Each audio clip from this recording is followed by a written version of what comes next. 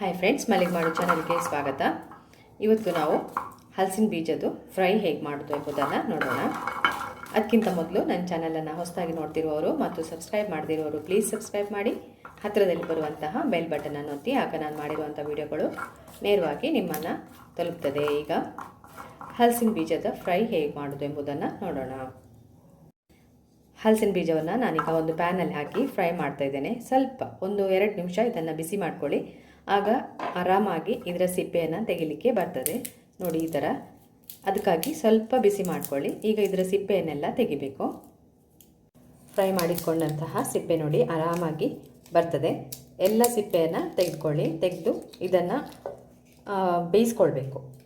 ನಾನು ಸ್ವಲ್ಪ ಕುಕ್ಕರಲ್ಲಿ ಹಾಕ್ತೇನೆ, ಬೇಗ ಬೇಯ್ತದೆ.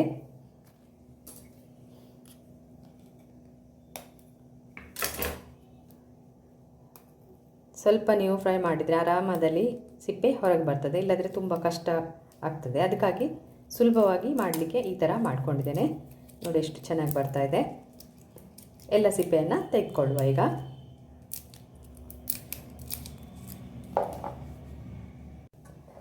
ಹಲಸಿನ ಬೀಜದ ಯಾವುದಾದ್ರೂ ಮಸಾಲೆ ಅಥವಾ ಉಪ್ಪುಕರಿ ಏನನ್ನಾದರೂ ಮಾಡಿ ವರ್ಷಕ್ಕೊಮ್ಮೆ ತಿಂದುಕೊಳ್ಳಿ.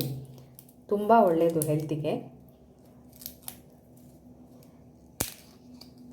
ಕೆಲವರು ಗ್ಯಾಸ್ ಅಂತ ಹೇಳ್ತಾರೆ, ಏನಿಲ್ಲ, ಒಂದು ಸಾರಿ ತಿಂದರೆ ಏನಾಗೋದಿಲ್ಲ, ತುಂಬ ಒಳ್ಳೆಯದು ಇದು.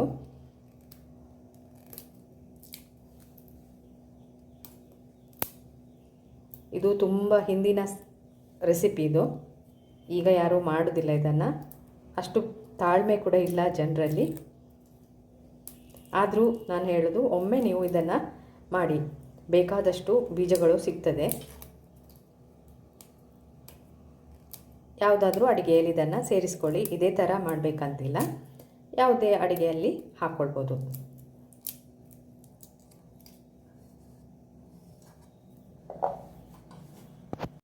ಹಲಸಿನ ಬೀಜದ್ದು ಸಿಪ್ಪೆ ಎಲ್ಲ ತೆಗೆದಿಟ್ಕೊಂಡಿದ್ದೇನೆ. ಇದನ್ನೀಗ ಬೇಯಿಸ್ಕೊಳ್ಬೇಕು.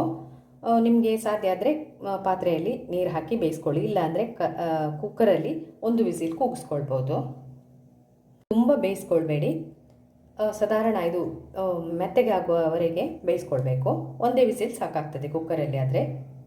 ಹಲಸಿನ ಬೀಜವನ್ನು ನೋಡಿ ಬೇಯಿಸಿ ಈ ಥರ ಸ್ಮ್ಯಾಶ್ ಮಾಡಿಟ್ಕೊಂಡಿದ್ದೇನೆ. ಇದನ್ನು ಹೀಗೆ ತಿನ್ನಲಿಕ್ಕೂ ಕೂಡ ಚೆನ್ನಾಗಾಗ್ತದೆ. ಬೇಡ ಅಂದರೆ ಇದನ್ನು ಹೀಗೆ ಪ್ರೆಸ್ ಮಾಡದೆ ಇಡಿಯಾಗಿ ಇರುತ್ತೆ ನೋಡಿ, ಇದನ್ನು ಬಿಸಿಲಲ್ಲಿ ಒಣಗಿಸಿ ಚೆನ್ನಾಗಿ ಒಣಗಬೇಕು, ಗಟ್ಟಿ ಆಗ್ತದೆ. ಅದನ್ನು ನೀವು ಒಂದು ಡಬ್ಬದಲ್ಲಿ ಶೇಖರಿಸಿಟ್ರೆ ಮಳೆಗಾಲಕ್ಕೆ ಇದನ್ನು ತಿನ್ಬೋದು. ಅಂದರೆ ಒಣಗಿದ ಹಲಸಿನ ಬೀಜ ಇದೆಯಲ್ಲ, ಅದನ್ನು ತಿನ್ನಲಿಕ್ಕೆ ಚೆನ್ನಾಗಾಗ್ತದೆ. ಹಾಗೂ ಮಾಡ್ಬೋದು, ಈ ಥರ ಫ್ರೈ ಕೂಡ ಮಾಡ್ಬೋದು. ಈಗ ಸ್ಮ್ಯಾಶ್ ಮಾಡಿ ಇಟ್ಕೊಂಡಿದ್ದೇನಲ್ಲ, ಇದನ್ನು ಈಗ ಫ್ರೈ ಮಾಡಿಕೊಳ್ಳುವ. ಒಂದು ಅಗಲವಾದ ಪ್ಯಾನ್ ತಗೊಂಡಿದ್ದೇನೆ. ಅದಕ್ಕೆ ಸ್ವಲ್ಪ ಎಣ್ಣೆ, ಇಲ್ಲಿ ನಾನು ತೆಂಗಿನ ಎಣ್ಣೆ ಯೂಸ್ ಮಾಡ್ತಾ ಇದ್ದೇನೆ. ನೀವು ಯಾವುದೇ ಎಣ್ಣೆನ ಯೂಸ್ ಮಾಡ್ಕೊಳ್ಬೋದು. ಒಂದು ದೊಡ್ಡ ಸ್ಪೂನಷ್ಟು ಎಣ್ಣೆ ತಗೊಂಡಿದ್ದೇನೆ. ಇದಕ್ಕೆ ಮೊದಲಿಗೆ ಸ್ವಲ್ಪ ಸಾಸಿವೆಯನ್ನು ಹಾಕ್ಕೊಳ್ಳಿ.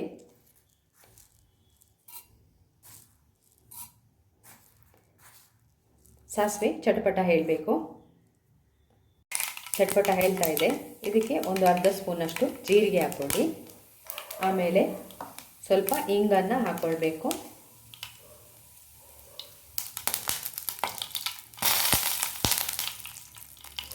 ಹಿಂಗೆ ಹಾಕಿದ ನಂತರ 1 ಎಸಳು ಕರಿಬೇವು ಹಾಕಿ,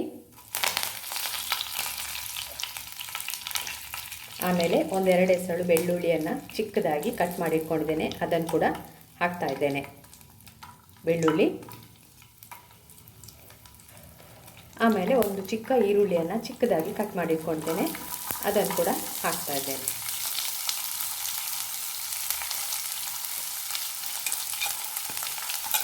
ಎಲ್ಲ ಚೆನ್ನಾಗಿ ಫ್ರೈ ಆಗಬೇಕು.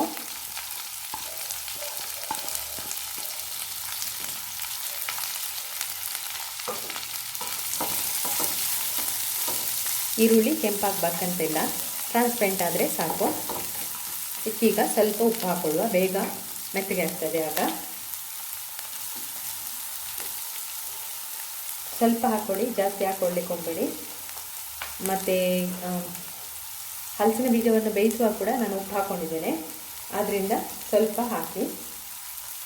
ಇದೀಗ ಸ್ವಲ್ಪ ಮೆತ್ತಗೆ ಆಗಲಿಕ್ಕೆ ಸ್ವಲ್ಪ ಉಪ್ಪನ್ನು ಆ್ಯಡ್ ಮಾಡ್ತಾ ಇದ್ದೇನೆ. ಮತ್ತು ನೋಡಿಕೊಂಡು ಹಾಕ್ಕೊಳ್ಬೋದು. ಈರುಳ್ಳಿ ಎಲ್ಲ ಮೆತ್ತಗಾಗ್ತಾ ಇದೆ.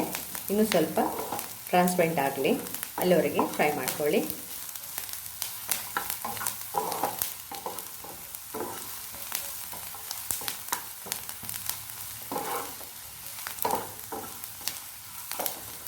ಈಗ ಇದಕ್ಕೆ ಮಸಾಲೆ ಪುಡಿಯನ್ನು ಸೇರಿಸ್ಕೊಳ್ಳುವ. ಮೊದಲಿಗೆ ಸ್ವಲ್ಪ ಅರಿಶಿನ ಹಾಕಬೇಕು. ಅರಿಶಿನದ ಪುಡಿ 1/4 ಸ್ಪೂನು ಅರಿಶಿನ ಪುಡಿ, 1 ದೊಡ್ಡ ಸ್ಪೂನು ಕೊತ್ತಂಬರಿ ಬೀಜದ ಪುಡಿ, ಹಾಗೆ ಕೆಂಪು ಮೆಣಸಿನ ಪುಡಿ ಕೂಡ ಹಾಕ್ಕೊಳ್ಬೇಕು. ನೋಡಿ, ಇಲ್ಲಿ 1 ದೊಡ್ಡ ಸ್ಪೂನ್ ಹಾಕ್ಕೊಂಡಿದ್ದೇನೆ. ಬೇಕಾದರೆ ಕಮ್ಮಿ ಮಾಡ್ಕೊಳ್ಬೋದು, ಖಾರ ಬೇಡ ಅಂತ ಹೇಳಿದರೆ. ಎಲ್ಲವನ್ನೊಮ್ಮೆ ಮಿಕ್ಸ್ ಮಾಡಿ.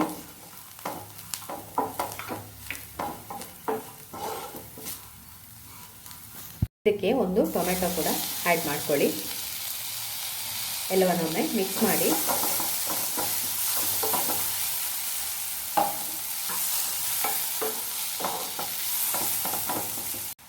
ಇದಕ್ಕೆ ಸ್ವಲ್ಪ ನೀರು ಹಾಕಿ ಬೇಯಿಸ್ಕೊಳ್ಬೇಕು.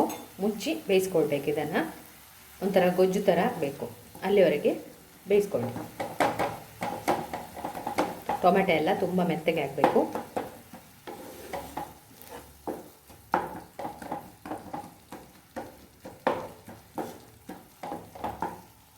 ಇದಕ್ಕೆ ಸ್ವಲ್ಪ ಉಪ್ಪು ಕೂಡ ಹಾಕ್ಕೊಳ್ತಾ ಇದ್ದೇನೆ, ನೋಡಿಕೊಂಡು ಹಾಕಿ ಉಪ್ಪು. ಟೊಮೆಟೊ ಎಲ್ಲ ಒಳ್ಳೆ ಬೆಂದಿದೆ ನೋಡಿ, ಗುಜ್ಜಾಗಿ ಆಗಿದೆ. ಈಗ ಹಲಸಿನಕಾಯಿ ಬೀಜವನ್ನು ಸೇರಿಸ್ಕೊಳ್ಳಿ. ಇದಕ್ಕೆ ಸೇರಿಸಿ ಎಲ್ಲವನ್ನು ಒಮ್ಮೆ ಮಿಕ್ಸ್ ಮಾಡ್ಕೊಳ್ಳಿ. ಮಿಕ್ಸ್ ಮಾಡಿದ ನಂತರ ಇದಕ್ಕೆ ಸ್ವಲ್ಪ ಕೊತ್ತಂಬರಿ ಸೊಪ್ಪನ್ನು ಮೇಲೆ ಉದುರಿಸಿ 1-2 ನಿಮಿಷ ಇದನ್ನು ಬೇಯಿಸ್ಕೊಳ್ಬೇಕು. ಉಪ್ಪೆಲ್ಲ ಹಿಡ್ಕೊಳ್ಳಿ ಹಲಸಿನ ಬೀಜಕ್ಕೆ. ಆಮೇಲೆ ಇದನ್ನು ಬಿಸಿ ಬಿಸಿಯಾಗಿ ಸರ್ವ್ ಮಾಡಿಕೊಳ್ಳುವ. ಈಗ ಇದಕ್ಕೆ ಕೊತ್ತಂಬರಿ ಸೊಪ್ಪನ್ನು ಹಾಕ್ಕೊಳ್ತಾ ಇದ್ದೇನೆ. ಆಪ್ಷನಲ್, ಬೇಕಾದರೆ ಹಾಕಿ, ಇಷ್ಟ ಇದ್ದರೆ ಹಾಕಿ, ಇಲ್ಲದ್ರೆ ಸ್ಕಿಪ್ ಮಾಡ್ಕೊಳ್ಳಿ.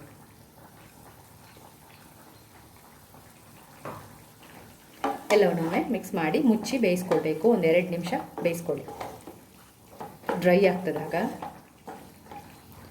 ಮತ್ತೆಲ್ಲ ಮಿಕ್ಸ್ ಆಗ್ತದೆ, ಖಾರ ಎಲ್ಲ ಉಪ್ಪೆಲ್ಲ ಹಿಡ್ಕೊಳ್ತದೆ, ತುಂಬ ಚೆನ್ನಾಗಿ ಆಗ್ತದೆ. ಇದನ್ನು ಬಿಸಿ ಬಿಸಿಯಾಗಿ ಸರ್ವ್ ಮಾಡಿ.